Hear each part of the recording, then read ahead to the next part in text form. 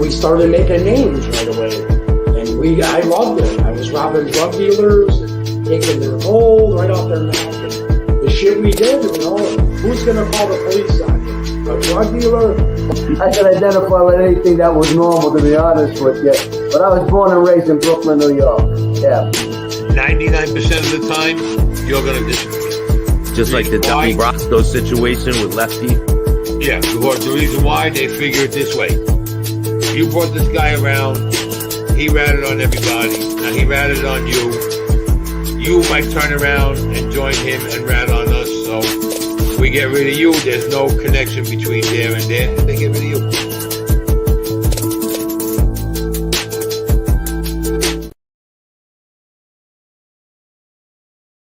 To this episode of Chatting with Staxx. I'm your host, Bill Staxx, and today I got Robert LaSardo. What's up, Robert? Hey, how are you, Bill? I'm doing great, man. Thank you for taking your time and coming on my show. I appreciate that. My pleasure. So you have an insane catalog of work that you've done, but I want to know about your earlier days before the movies. What was it like in New York? Well, it was a lot different than it is now. New York City was, just like this untamed animal, and there was something, I guess, adventurous and dangerous and creative all at the same time. The city, it was kind of a magical time to be in New York in the 70s. John Lennon was around, and Andy Warhol was still alive, and it was an interesting combination of elements. They didn't always integrate well, but when they did, man, there was no place like it. Yeah, it's like the melting pot of the whole country. Well, yeah, they were creative, elements and influences that made impression and impact. And then there was also, social kind of experiment going on. There was violence. There was, that film that Walter Hill made called The Warriors, was kind of a case in point, almost a documentary of what was going on with the gangs in New York and stuff, and how there was a lot of crime before the gentrification of various boroughs started happening, like Brooklyn and places in Queens and stuff. It was much more raw back in the day and impoverished and not so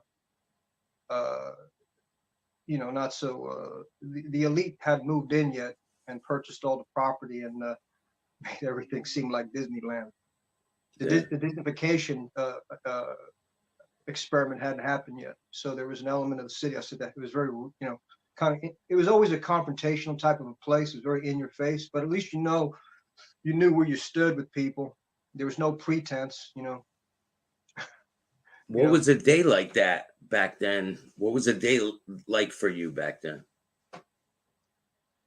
Well, riding the subway was a task all in itself, man. That was just getting on the train in the morning, going to school or going wherever was required a lot of patience, a bit of navigating skills, because there's so many damn people pushing their way into the trains. I remember I used to get tired of getting stuck in there like a can of sardines, so I just go in between where the trains connect and separate the gates and risk my life and crawl into the area where you change cars. It's out in the open, and it's a bit dangerous, but it's expeditious. You definitely go on the train faster that way. Yeah. And back then, there were no cameras in the subway, so something like that, you did that now, or try any kind of thing that steps outside the program, they'd arrest, you get arrested. But back in those days, there were no cameras down in the subway, so there's a lot of things you could get away with in terms of just being able to move more efficiently. If there were too many people on the train, you find another way in. Kind of like the movie industry.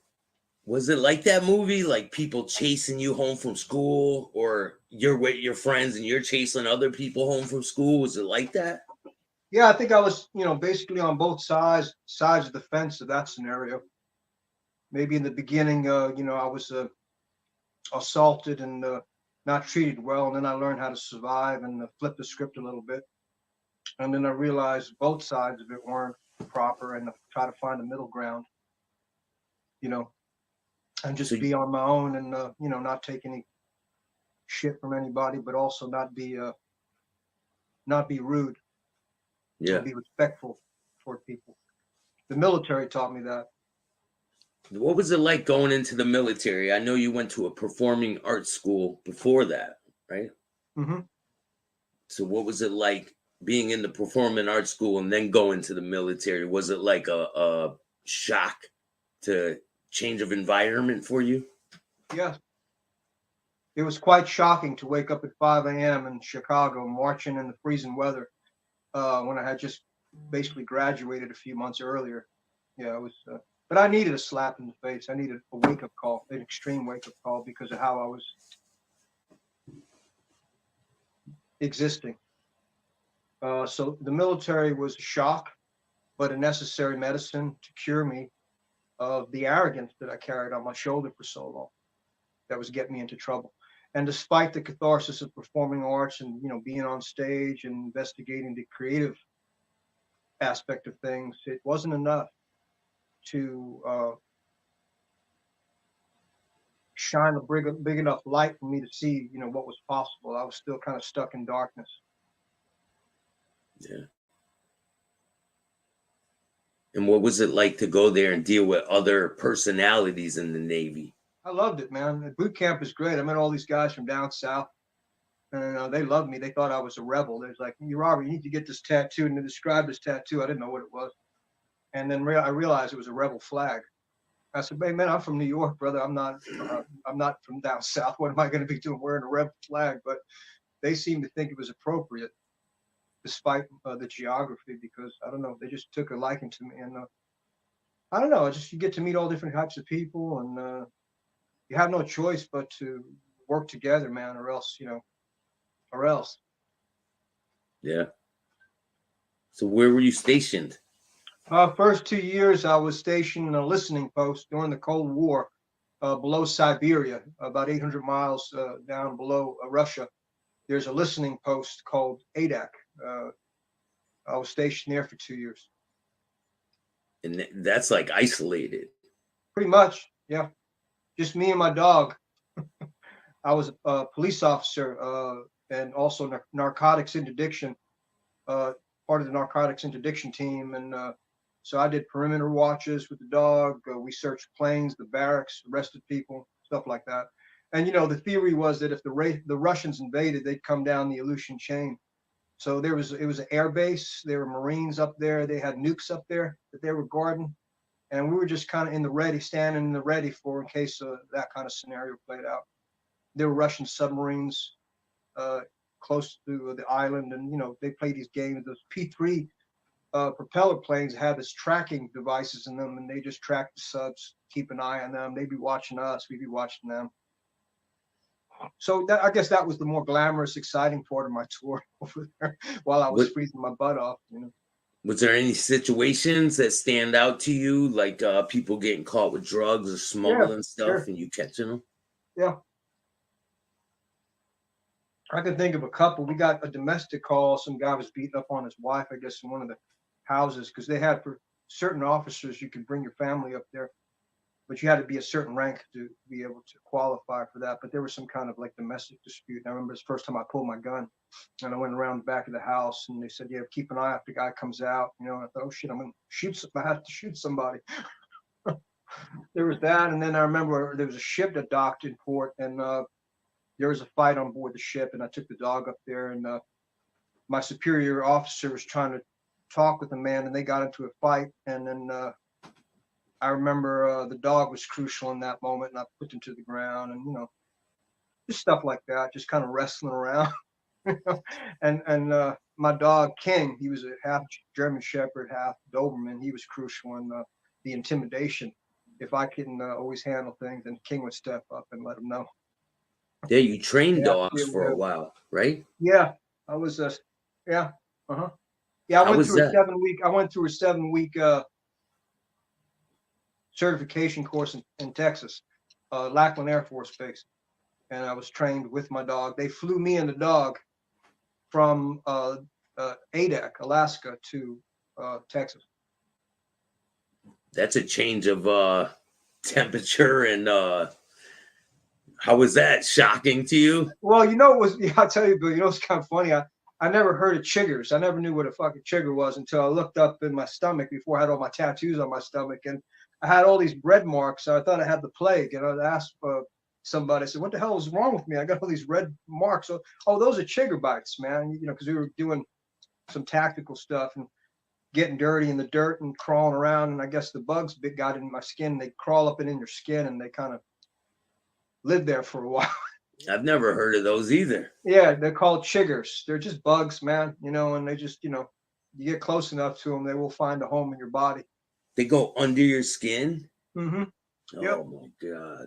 Yeah, it was weird. But, you know, once you realize what it is and go to the medic and they give you some powder to put on, you know, it's the not knowing that kind of freaks you out, man. Like, what's going on?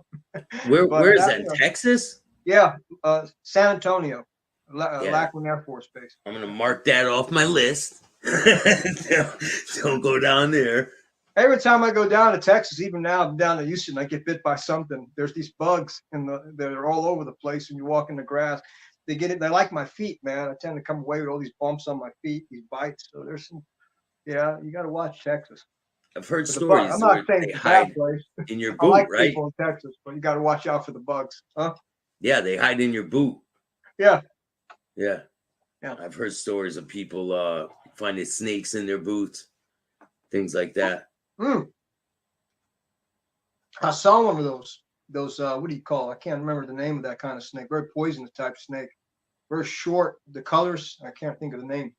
But he was staring right at me, man. I just backed up slowly with the dog, man. I was like, holy shit, is that a snake, right? Because it was so still. It looked like a stick. But then I took a closer look at it. I go, that's not a stick. That's a damn snake. Yeah, they blend in. It's crazy. I had someone on the show, Tim Freed. He gets bit by poisonous snakes. Hey. Brave soul. Yeah, crazy. I wouldn't do it, man. Hey, to each his own, you know? Yeah. So do you have any stories about training with the dog that stand out in your mind?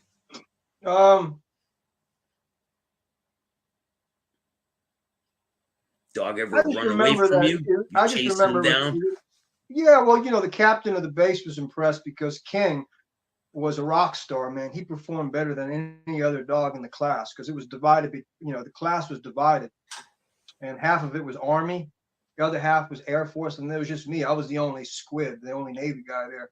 And King made me look good. He was so well trained, and you can give him commands from a couple of 100 yards away, and he'd just respond like a robot, man. He was so disciplined and performed better than any other dog team in the class. And we won an honor graduate, but I give the award to him because it wasn't me. I mean, I handled him well, but he was just an amazing creature. Yeah, and you're the only one representing the Navy there, so it's kind of like a competition between. Yeah, they didn't like that. It didn't go over too well with the Army guys and you know the aviators. They weren't too happy about the decision. And ironically, the people who awarded me the awarded us, King and I, the honor graduate certificate, they were Air Force. Yeah. So I mean. But anyway, like I said, that was a nice moment. And I just remember, you know, them bringing some of their high-ranking officers down to watch King perform on some of these obstacle courses because they were so impressed. And I just thought, wow, cool. And then when I went back to ADAC, my commanding officer, you know, they appreciated that, you know, I represented the security team so well. I got a letter of commendation from the captain and all that, or the commander, Lackland, and so they were all telling me how I could walk on water and all this nonsense. But the point is that, you know, it went over well because they were concerned about sending somebody at my rank, you know, because I wasn't really high ranking at that point in the military, down there with such a, you know, large responsibility because the dog was worth more than I was, you know, in terms of the time and money they put into training that animal. Yeah. And so they were hoping that I could carry the responsibility and the weight of that task. Did you find a lot of people, were you catching a lot of people with drugs on the base, and did the dog just sniff things like that out? Did you train them to do that? We caught some people. Yeah, we caught some people. Were But they there's trying? another element. There's another element that I discovered later on, which just kind of blew my mind. I was at a convention, tattoo convention, making an appearance, and I ran into a former serviceman who was a chief. I think he was a chief petty officer, and he told me that he knew. No, he asked me where I was stationed. I said the Aleutians. He goes, "Oh wow, when were you there?" I told him when I was there, from '81 to '83, and he said, "Wow, it's good you left when you did." I said, "Why?" Because that whole command came under indictment. There was an investigation going on. Turned out, I guess, according to what he told me, that some of the people I was working for were on the take, man. That's why we weren't arresting as many people. I was wondering, why aren't we catching as many people? Because I guess maybe they had a side business. So some of those guys, my superior officers, went to Leavenworth, according to the rumor, according to Wow. what this guy told me. So I don't know. So when you were towards your end of your military career, did you have it in your mind what you wanted to do with your life, what direction you wanted to go? During my military career, it dawned on me one day. I was like, wait a minute, I miss performing on stage. So you figured I'm gonna go into acting when I get out. Was that your plan? I never had a concise plan, man. I was always just kind of like a wandering child, going on instinct. So there was no, I didn't have a diagram about anything in front of me. I just know in my heart that I felt this gravitational pull toward a friend of mine named Anthony Abeson, who was my teacher at the High School Performing Arts, who made quite an impression on me. He became a close friend, like surrogate father to me. So we kept in touch while I was overseas and stuff. And he kept reminding me not to forget about the creative half of myself. And that was inspirational and kept me motivated. And he showed me what was possible.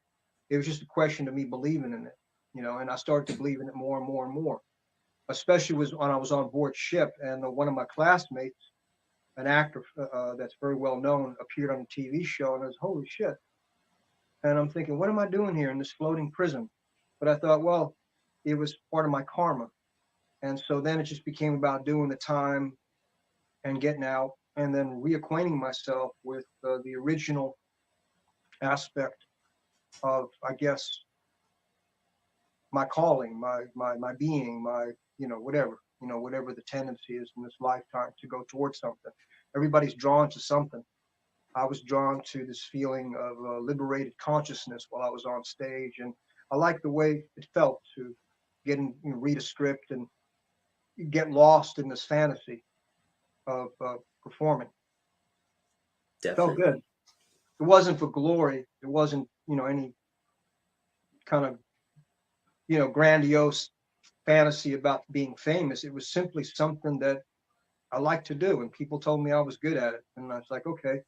And it just seemed organic. It seemed like I was finally being honest, embracing a part of myself that I had ignored for so long and tried to suppress it because of a different thought that was overtaking my consciousness. And a lot of it had to do, I think, with the impressions and the influence of things around me growing up in New York. And a lot of young men struggle with identity when they're young, trying to figure out who they are, where they belong, what their purpose is. So it can be quite a confusing process, but necessary. And then if you're brave enough to really look at yourself, then maybe the answer's staring you right in the face. Yeah, that's deep, man. Really deep. I couldn't have said it any better. So, do you feel like sometimes you're such a versatile actor? Like Thank you. your catalog is so long, and you can do almost any role. Do you feel like sometimes they categorize you? Absolutely. Yeah. People don't, I think people realize this because people are intelligent, and, most people are, consumers of media, and they're not stupid. I don't think they understand that. I like to believe they understand that unless you're a corporation kind of celebrity type that's tied in with the bank and that level of power where you get to pick and choose, most of us were in the begging position, and the boss tells you, hey, I got a job for you to do. You don't tell the boss what you want. The boss tells you what they need. And for whatever reason, if they feel that you're suited to be in a a particular category, then that's the category that you're in. And all you have to do is you can do two things. You can say, nah, I don't know. Or you can say thank you and be appreciative that someone's offering you a job. It all depends on how you look at it.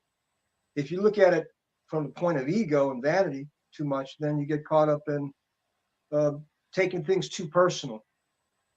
It's better to just, I think, be humble and just be grateful that someone wants to give you a job.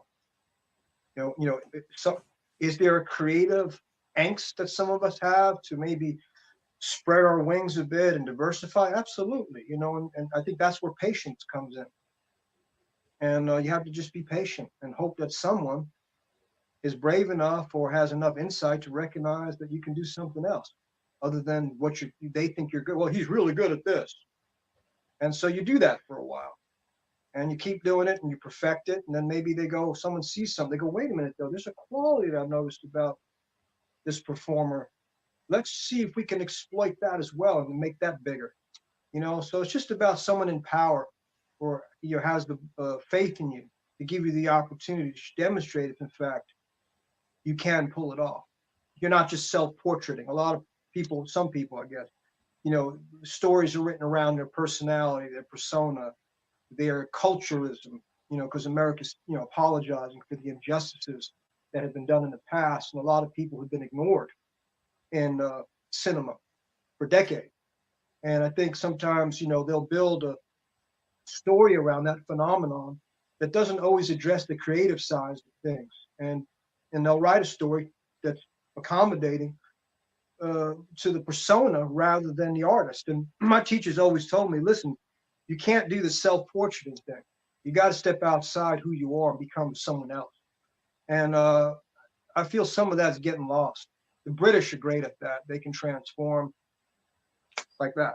Yeah, even their accents, they could change it to an American accent. How do they do that? Well, I'll tell you how they did. They went to school like I did, and you practice like anything else. You want to build a house, you're a carpenter, you want to become a master craftsman, you work at your craft and you perfect it. You change the way you behave, you change your mannerisms, you change your cadence of speech, your accent, all that stuff changes, man. You work on it. But a lot of people are lazy. Some people are lazy, I think. Not everyone. Let me take that back. Some people are lazy. And the difficulty is if the industry fosters a practice of being lazy, then everyone thinks they can do it.